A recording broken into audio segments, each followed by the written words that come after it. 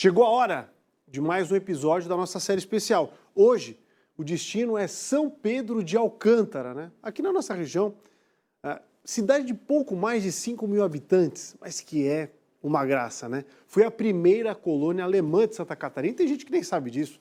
Nos ajuda a compreender melhor como é que foi esse começo da colonização e a gente foi até lá.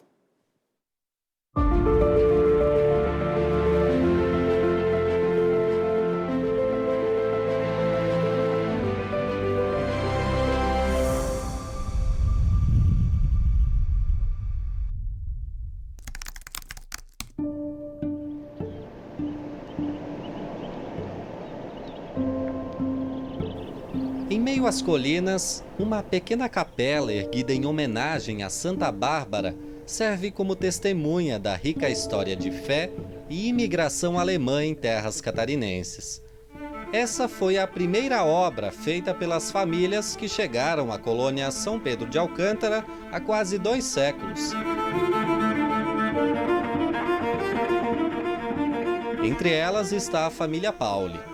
A ancestralidade corre nas veias de Tarcísio, este agricultor de 70 anos. Ali diz que esse é um lugar sagrado. O senhor acredita nisso? Acredito, né? Acredito e faço todo dia uma oração aqui na frente, né? Quando eu passo aqui, antes de trabalhar, né? A capela fica às margens do antigo Caminho das Tropas, uma estrada de pedras que ligava Desterro a Lages. Esse lugar de fé foi durante décadas o coração da comunidade. Chegava aqui, vinha gente doente ali de Padiola, morria pelo caminho, chegava aqui e já enterrava eles aqui, né? E não chegava no socorro, né, lá embaixo, daí chegava aqui e já enterrava por aqui mesmo, né? O semblante da estátua que homenageia os imigrantes simboliza bem a árdua jornada que eles tiveram. Um caminho de lutas que começa ainda na Europa, no século XIX. A grande maioria dos imigrantes partiu daqui, da região do Hunsrück, no estado da Renânia-Palatinado. É uma serra composta por montanhas baixas, cercada pelos vales do rio Moselle e do Reno. Foram 523 imigrantes, em sua grande maioria agricultores e artesãos católicos. Abandonaram seus vilarejos devido às crises sociais e também econômicas. Foi aqui que, em 2012, as câmeras rodaram o filme A Outra Pátria. A produção de mais de 3 horas narra as dificuldades que forçaram centenas de milhares a deixar sua terra natal. Die Pässe und die Entlassungsurkunde aus der preußischen Staatsbürgerschaft. Kaiserlich-brasilianische Untertane. Para os brasileiros, ainda é tão interessante ver como os seus antepassados viviam. E eu digo, vivencie isso de uma forma completa, com todos os sentidos que você tem. Isso porque ficou uma saudade, que era repassada para as próximas gerações. Até mesmo na língua alemã, porque a língua não podia ser falada. Nós sempre rezamos baixinho, em alemão. Eles dizem. Eles sabiam, eles vão embora e não tem volta. Não dá para imaginar isso. Eu realmente acho que não dá para imaginar. Você tinha que ter vivenciado isso, como era lá. Eu acho que é uma sensação completamente diferente. Eu fiquei surpresa que eles falam o nosso dialeto, o Hunsrück.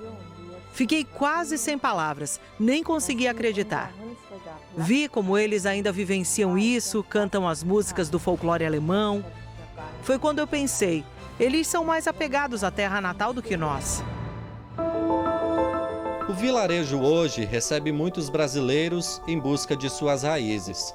Deixam aqui relatos emocionantes. Representam os antepassados que não tiveram a oportunidade de fazer o caminho de volta. Tem histórias de pessoas que vieram. Em 1856, Christopher Schaeffer migrou para o Brasil em busca de seu sonho de uma nova pátria.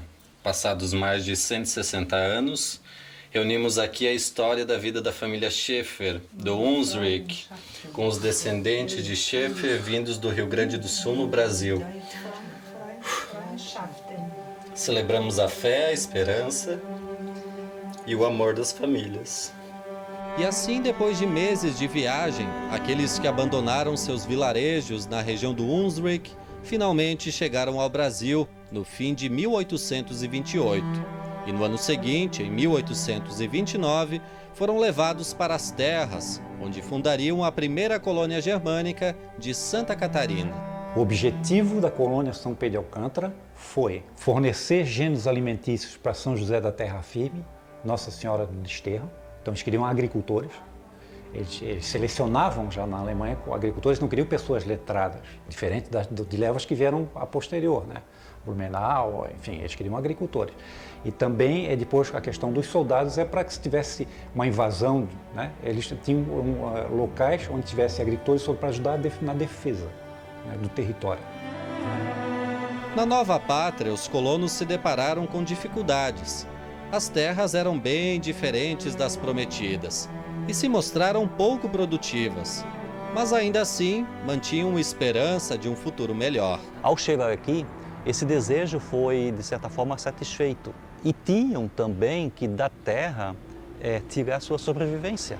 Então plantavam o que fosse possível. Milho, feijão, batata doce. E tinham o mercado da capital como um pretenso mercado consumidor. Essa foi uma das razões pelas quais se fundou nessa região aqui as colônias alemãs. Para que justamente do excesso de produção pudesse ser efetivamente comercializado na capital. Com a abdicação de Dom Pedro I ao trono, os custos com a colonização foram suspensos e o apoio prometido para os imigrantes ficou só no papel, freando o desenvolvimento de muitas colônias, inclusive de São Pedro de Alcântara. A partir de 1830, com a aprovação do orçamento, não foi mais destinado orçamento nenhum para a promoção da colonização alemã. Então a colônia de São Pedro de Alcântara ficou largada à própria sorte. Pelo rio Maruim, a colônia seguiu seu desenvolvimento. Com o passar dos anos, muitos acabaram migrando para outras localidades em busca de melhores terras. Isso contribuiu para que os imigrantes de língua germânica levassem adiante a sua cultura e força de vontade.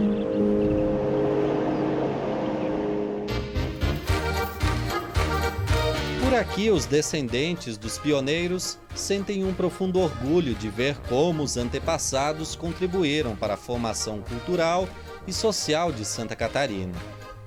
O que nós temos assim de herança, infelizmente a gente não conseguiu aqui na nossa família manter a língua. Pela proximidade assim da rodovia e decorrência da Segunda Guerra Mundial, a gente perdeu esse contato com a língua. Eram proibidos de falar o alemão. Mas a gente mantém assim o gosto pelas tradições, pelas festas, né? Pela alegria de viver, pelo cultivo assim de um jardim, a culinária também, né? Falando em comida, a culinária alemã é uma celebração robusta e diversificada de sabores. Enquanto a massa ganha forma, um aroma especial toma conta do ambiente. São as Butterkekse, bolachinhas, biscoitos amanteigados. A receita é repassada de geração em geração. E para Raquel tem um gostinho de saudade.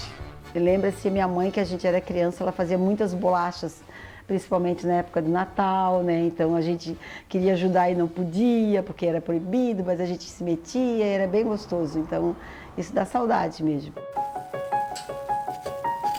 Vianney representa a outra faceta marcante da herança familiar, o artesanato.